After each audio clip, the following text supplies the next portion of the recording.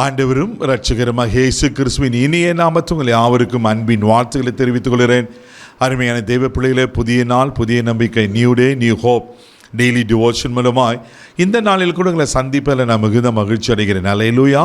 இன்றைக்கு கூட கர்த்தர் நம்ம கொடுக்கிற வார்த்தை என்ன? யாத்திராகமம் புஸ்தகம் 15ஆம் அதிகாரம் 23வது வசனம் கூட வாசிக்க கேட்போம். அவர்கள் மாராவிலே வந்தபோது மாராவின் தண்ணீர் கசப்பாய் இருந்ததினால் அதை குடிக்க அவர்களுக்கு கூடாதிருந்தது.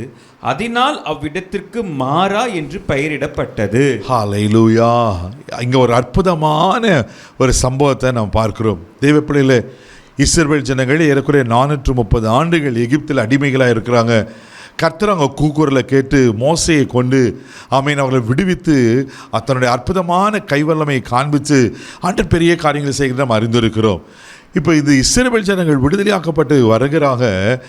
சூர் வனாந்தருக்கு வரும்போது அங்கே தண்ணீர் கிடைக்கல, தண்ணீர் கிடைக்காமல் கஷ்டப்படுறாங்க. ஒரு 3 நாள் அங்கே இருந்துட்டு பிறகு இப்போது மாராக்கு வராங்க. மாறால தண்ணீர் இருக்கிறது, ஆனால் அந்த தண்ணீர் எப்படி இருந்ததா? கசப்பாக இருந்ததா. அல்லேலூயா. தெய்வ பிள்ளையில நிறைய பேர் நான் சொல்ல எங்கே ஜெபிக்க கேட்டிருக்கிறேன்.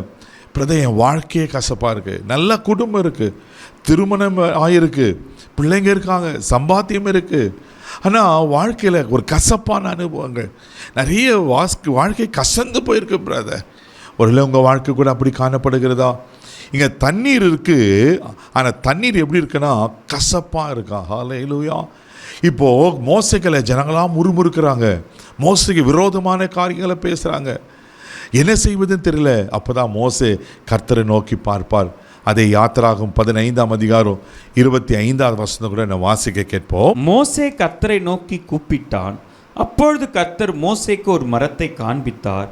அதை அவன் தண்ணீரில் போட்ட உடனே அது மதுரமான தண்ணீர் ஆயிற்று.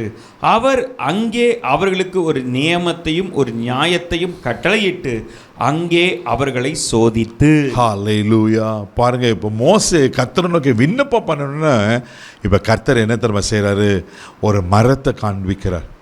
அந்த மரத்தை காண்பித்து அந்த மரத்தின் கட்டையை வெட்டி அந்த தண்ணீரில் போடுன்னு சொன்னோம். பாருங்கள், அவ்வளோ நேரமாய் கசப்பாக இருந்த தண்ணி இப்போ எப்படி மாறிச்சான்? மதுரமாய் மாறிச்சான். ஆமேன். இங்கே வசனம் சொல்லப்பட்டிருக்கு, மதுரமான தண்ணி அப்படின்னா ரொம்ப இனிப்பாக, ரொம்ப டேஸ்ட்டாக மாறிடுச்சு. தெய்வ பிள்ளைகளே, ஒரு கட்டையினால் ஒரு தண்ணீர் மதுரமாய் மாறுமாமனா அன்றைக்கு சிலுவை மரத்தில் உங்களுக்காக எனக்காக ஆண்டவர் அடிக்கப்பட்டதுனால, நொறுக்கப்பட்டதுனால, ஆமென், வாதிக்கப்பட்டதுனால, எல்லாவற்றுக்கும் மேலே தன் ஜீவனை கொடுத்ததுனால இன்றைக்கி நம்முடைய வாழ்க்கை, உங்களுடைய என்னுடைய வாழ்க்கை மதுரமாக இருக்கிறது அல்லவா? யோசித்து பாருங்கள். ஆண்டவர் நம்ம வாழ்க்கையில் வரலனா, ஆண்டவர் நம்ம ரட்சித்து இல்லைன்னா நம்ம வாழ்க்கை என்னவா இருக்கும்? என் வாழ்க்கை உண்மையில் இருந்தே இருக்காது. ஆண்டவர் ரட்சித்ததுனால தான், அவருடைய சிலுவையில் சிந்தின அந்த விளையேற ரத்தத்தினால தான் சாபத்தில், அக்கிரமத்தில், பாவத்தில், அநியாயத்தில், துர்க்குணத்தில், தெய்வப்படையில் சமாதானம் இல்லாமல், சந்தோஷம் இல்லாமல், வெறுமையாக்கப்பட்ட வாழ்க்கையில் கர்த்தர் மதுரமாய் அற்புதங்களையாய் செய்கிற தேவனாக இருக்கிறார். உங்கள் வாழ்க்கையில் கூட ஒருவேளை மாறாவின் அனுபவங்கள் கடந்து வரீங்களா? ஒருவேளை எல்லாம் உங்களை சுற்றி இருக்கிற காரியங்கள் கசப்பான அனுபவங்களாக இருக்கிறதா? பயப்படாதீங்க. ஆண்டவரத்தில் வாங்க, இயேசுவை நம்புங்க. அவர் நமக்காக ஆமென் ஜீவனை கொடுத்தது மாத்திரம் இல்லாமல் நமக்காக எல்லாவற்றையும் செய்து முடித்திருக்கிறார். கர்த்தர் எனக்காக யாவையும் செய்து முடிப்பார் என்ற வார்த்தையின்படி அவர் உங்களுக்காக யாவையும் செய்து முடிப்பார். உங்கள் கசப்பான வாழ்க்கையை, மாறாவான வாழ்க்கையை மதுரமாய் மாற்றி உங்களை ஆசீர்வதித்து உங்களை 4 பேருக்கு ஆசீர்வாதமாக்கி உங்களை மேன்மைப்படுத்தி கனப்படுத்துவார். கண்களை மூடி நாம் செபிக்கலாம். அன்பு தகப்பனே, உமக்கு நன்றி சொல்லி துதிக்கிறோம், ஸ்தோத்திரப்பா. மாறாவின் தண்ணீரை மதுரமாய் மாற்றுகிற கர்த்தர், யாருடைய வாழ்க்கையெல்லாம் மாறாவாய், கசப்பாய், ஆண்டவரே வேதனையாய், துக்கத்தோடு கண்ணீரோடு இருக்குமானால் ஆண்டவரே நீர், ஆண்டவரே உமக்கு ஸ்தோத்திரம், சிலுவையில் ஆமென் எங்களுக்காக அடிக்கப்பட்டு நாங்கள் வாழ்ந்திருக்கும்படியாய் நீர் மரித்தீர் அல்லவா?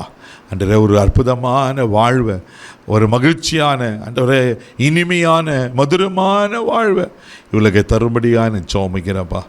இவளை ஆசீர்வதியும் இந்த நாள் முழுவதும் கரம் பிடித்து நடத்தும். எல்லாம் மாறா மதுரமாய் மாறட்டும். இயேசுவின் மூலம் ஜெபம் கேளும் பிதாவே, ஆமென். கர்த்தர் உங்கள் மாறாவை மதுரமாக்கிட்டார். தைரியமாக போங்க. God plus.